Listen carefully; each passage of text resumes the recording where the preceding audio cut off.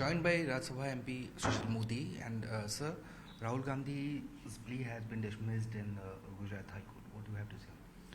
नहीं, देखिए उन्होंने जो किया उसका वो परिणाम भुगत रहे हैं। उनको लगता है कि चूँकि वो स्वयं भ्रष्टाचार के आरोप से घिरे हुए हैं, नेशनल हेराल्ड केस मामले में उनको जमानत पर हैं, यहाँ तक कि सोनिया गांधी भी उस केस में जमानत पर हैं। तो उनको लगता है कि नरेंद्र मोदी की छवि को अगर भ्रष्टाचार के ब्रश से पेंट कर दें हम, तो वो आरोप उन पर चिपक जाएगा। तो पहले तो वो राफेल का मुद्दा उठा रहे थे और बाद में उनको सुप्रीम कोर्ट में माफ़ी मांगनी पड़ी। फिर कोलार की सभा में कह दिया कि सारे मोदी सरनेम वाले चोर हैं, और अब उनको हाईकोर्ट तक से उनको राहत नहीं मिल पाई है। तो देखिए सुप्रीम कोर्ट में क्या होता है। पटना सीजेएम कोर्ट में भी मैंने एक मुकदमा दर्ज कर रखा है इसी मुद्दे को लेकर। तो आप जो करेंगे वो आपको भुगतना पड़ेगा। आप किसी पर झूठा आरोप लगाकर उसकी छवि को बिगाड़ देंगे, न कोई तथ्य है, न कोई प्रमाण है, न कोई डॉक्यूमेंट है, न कोई एविडेंस है। क्या हुआ राफेल का? रोज चिल्ला रहे थे राफेल राफेल राफेल। 2 महीने से राफेल नाम की कोई चर्चा ही नहीं है, चुप हो गए। कहाँ चला गया राफेल? तो इसलिए अगर आप नरेंद्र मोदी या बीजेपी पर इस प्रकार का झूठा आरोप लगाएंगे, अभी तो तेजस्वी यादव का मामला पेंडिंग है गुजरात के अंदर, उन्होंने कहा कि सारे गुजराती ठग हैं। तो आप सीरियस पॉलिटिक्स करने वाले अगर हैं तो अपने शब्दों पर नियंत्रण नहीं होगा, और किसी को भी कुछ भी बोलकर अगर बदनाम कर देंगे तो बच नहीं पाइएगा। और उसी का परिणाम है कि गुजरात हाईकोर्ट तक से उनको राहत नहीं मिली है।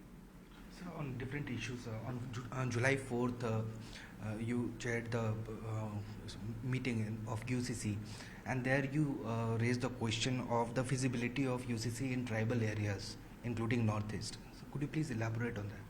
नहीं, देखिए पार्लियामेंट्री स्टैंडिंग कमेटी के किसी विषय पर सार्वजनिक चर्चा नहीं की जा सकती है।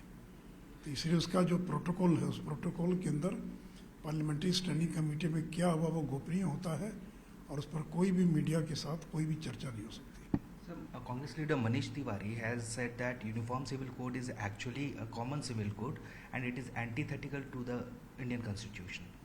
नहीं, देखिए मनीष तिवारी क्या बोलते हैं वो एक अलग बात। अभी तो कांग्रेस ने इस पर कोई स्टैंड ही नहीं लिया है। कांग्रेस ने ये कहा कि पहले वो ड्राफ्ट आने दीजिए, तब उसके बाद उस पर विचार करेंगे। तो मुझे लगता है कि लोगों को गलतफहमी, बहुत तरह की गलतफहमी है, तो वो गलतफहमी दूर हो जाएगी जब ड्राफ्ट सामने आएगा। तो इसलिए लोग भ्रम पैदा न करें। जैसे मुस्लिम पर्सनल लॉ बोर्ड ने जिस प्रकार का बयान दिया है, प्रस्ताव दिया है, तो इसलिए मुझे लगता है कि जल्दबाजी में किसी को रिएक्ट नहीं करना चाहिए।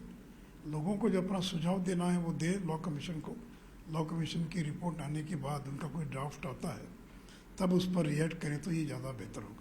So खालिद रशीद जो महली हैं, वो मुस्लिम लॉ बोर्ड के चेयरमैन मेंबर भी हैं, he has strongly opposed UCC. कैसे आप आज भी बरेली में एक ऑल इंडिया मुस्लिम जमात के राष्ट्रीय अध्यक्ष मौलाना शहाबुद्दीन रजवी बरेलवी ने कहा है कि पहले खुतबा जो दे उसमें यूसीसी की खराबियां बताएं और ये भी बताएं कि हुकूमत किस तरह की शरीयत पर हमला बोल रही है और हमें कानून के दायरे में रहकर इसका विरोध करना है।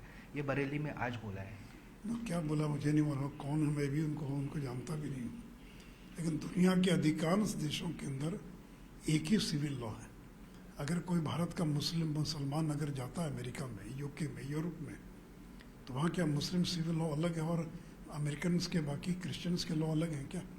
तो अगर अमेरिका में जाकर आपको कोई दिक्कत है तो भारत में क्यों दिक्कत हो रही है?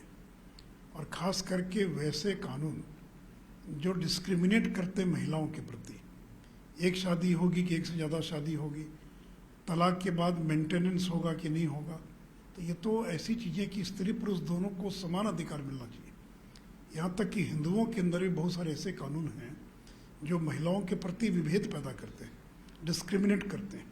तो चाहे हिंदू के कानून हो या मुसलमान के कानून हो, वैसे कानून जो जेंडर डिस्क्रिमिनेट करते हैं, तो जेंडर इक्वलिटी होनी चाहिए।